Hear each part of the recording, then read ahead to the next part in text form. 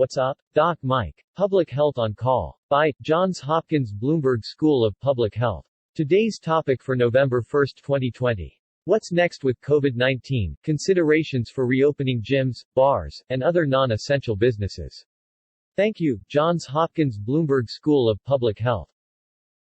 Welcome to Public Health on Call, a new podcast from the Johns Hopkins Bloomberg School of Public Health.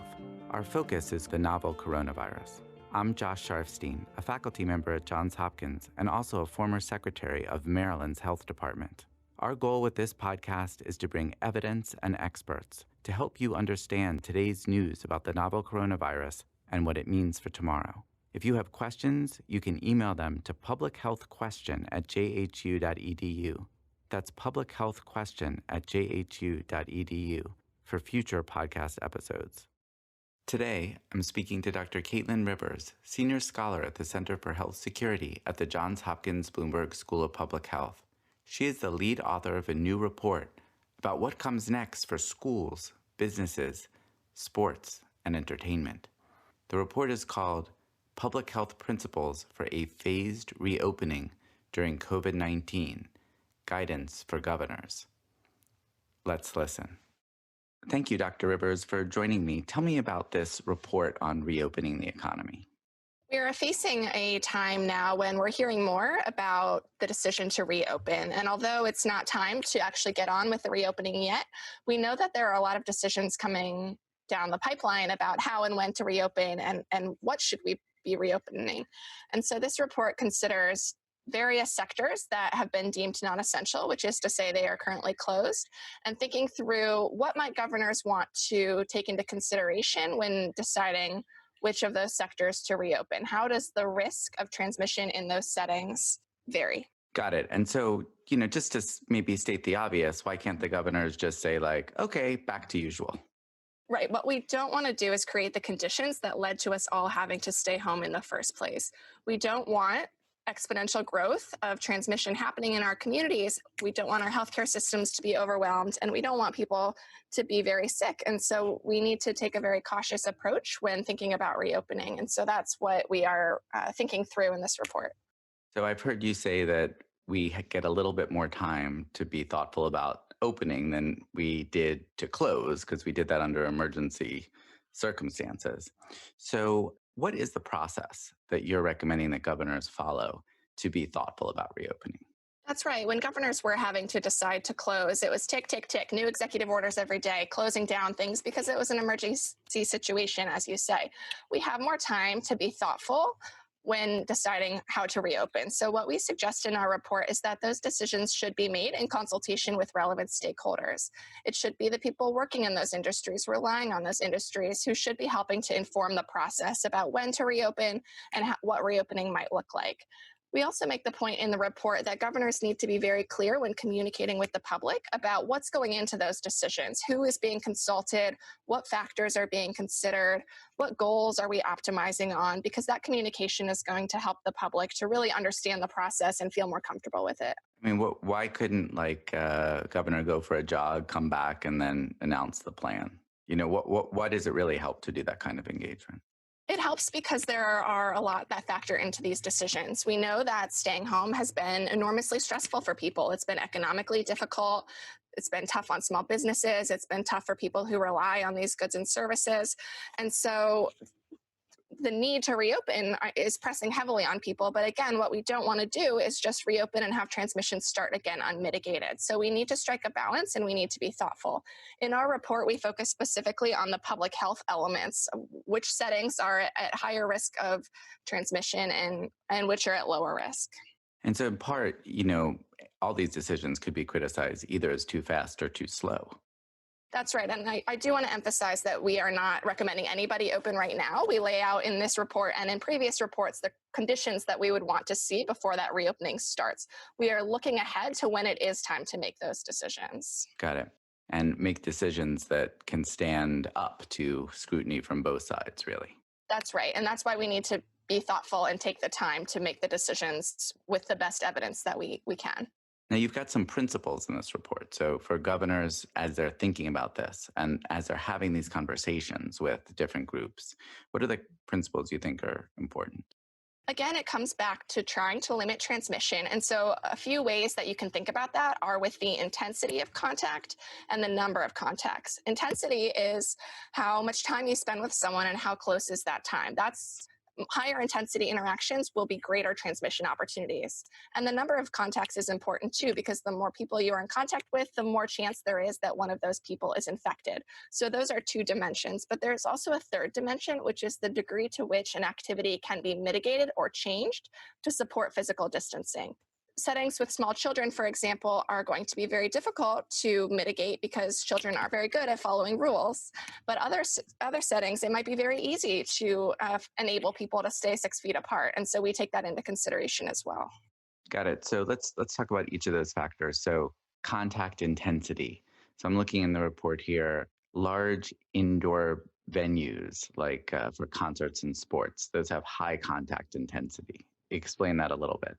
Sure. So we know from the published literature that COVID-19 spreads particularly well when people are in close contact for a long time. So these can be parties, people sharing meals, dormitories, household settings. Those are the kind of settings where SARS-CoV-2, which is the virus that causes COVID-19, spreads most efficiently. And so it is that intensity that we are trying to capture with low, medium, and high in our report. Got it. And the number of contacts, because a lot of people could be there at the concert. That's right. For example. The more people there are, the more chance there is that one of those people is infected. And you've also said the modification potential in that setting is low, meaning that it's hard to imagine having a big concert with like 4 people cheering. Right. There is the space between people, but there's also the shared surfaces. We try to take that into account too. So although you could imagine a concert where people are seated every other chair or every third chair, there will still be a lot of places where people are touching shared surfaces and so on. So in your scheme, this might be an area that comes a little bit later in the stages of rolling out because of those 3 factors. That's right. We don't make specific recommendations about what's in and what's out, but the higher risk settings would presumably come later. Basically, you're giving guidance and principles for the governors to work out through their engagement process. Exactly right. Got it. And let's talk about modification potential a little bit more, because you go into that into some detail. And because part of this is, well, maybe we can open if we could modify the situation a little bit. And so to talk about the thought process that has to go into the different ways a location can be modified. There's this idea of the hierarchy of controls, and this was originally developed for workplaces that are hazardous. So manufacturing facilities that work with hazardous chemicals, for example, there is a structure to think through how those processes can be modified and which of those modifications is more effective. Opportunities to completely, in this case, separate people will be more effective than wearing a mask or wearing gloves, for example. And there are some in-betweens too that are moderately effective. And so when thinking through the modification potential, we try to match it to this framework to identify which settings will be more effectively able to be modified and which will not be as effective. So one of the factors is physical distancing, meaning whether you can just keep people so far apart, there's not really a risk of transmission. That is the goal would be to keep people home to the extent possible. So we make the point that teleworking when convenient or when possible should still be the goal. If you are in a shared setting, then yes, 6 feet apart would be better. And then you sort of go down the line, another possible intervention, but one that is not as effective as physical intervention would be, or physical distancing rather, would be wearing a mask, wearing gloves, and that kind of thing. I see. So there's physical distancing, engineering controls, like actually adding barriers between people. That is preferred, yes. Yeah. Administrative controls, which would basically like maybe using technology to facilitate communication instead of having people do face-to-face interactions at all. Or you could do things like having staggered work schedules. So some people come on Monday and some people come on Tuesday. That's another example of an administrative control. I see. And then finally, protective equipment, which is one you don't want to rely on for everything, it sounds like. Exactly. Got it. Okay. So in this report, you cover an awful lot of different scenarios, kind of giving this high-level guidance. Restaurants, bars, salons, retailers, fitness studios, theaters, but you also get into all kinds of different activities for kids, including summer camps. Anything surprise you when you kind of sat down and went through, the different evidence in these different settings that people might not kind of intuitively understand? I think schools are the most difficult topic. Schools are very important to our children's growth. They're very important to our economy because they allow parents to go to work. But we also know that in influenza and other viral diseases that we know a lot about, children are really drivers of transmission. And so they are very important links in the chain. And so I think schools will be one of the biggest decisions facing governors. There's no clear path forward on whether they should open and close at certain time points. Is there more data you think that would be useful for governors to make those decisions? Are there studies you think that could be done to help, you know, better quantify the risks? Yeah, there is emerging evidence that children are just as likely to get infected as adults. They are just thankfully not as likely to get severe illness.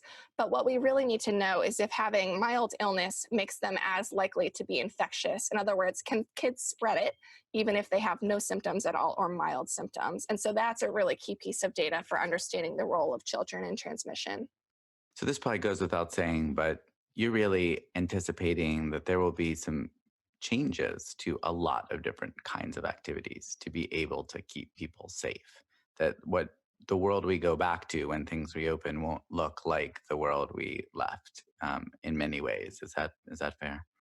That's right. We are still going to need to implement physical distancing and hand hygiene and all of the protective measures that we have come to realize are important for controlling this virus. And so, even when we do start incorporating more activities in the community back into our lives, they will be different. We will still need to stay apart, wash our hands, wash high touch surfaces.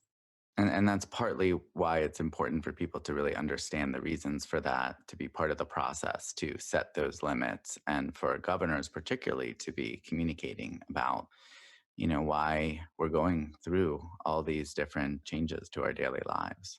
That's right. We're all working together by staying at home to slow the spread, but we will need to continue to work together in the next phase by taking these wise actions.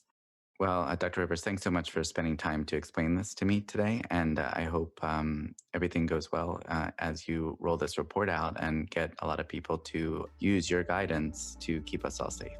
Thanks for having me. Thank you for listening to Public Health on Call, a new podcast from the Johns Hopkins Bloomberg School of Public Health. Please send questions to be covered in future podcasts to publichealthquestion@jhu.edu. This podcast is produced by Josh Sharfstein, Lindsay Smith-Rogers, and Lamare Morales. Audio production by Niall Owen McCusker and Spencer Greer, with support from Chip Hickey. Distribution by Nick Moran. Thank you for listening.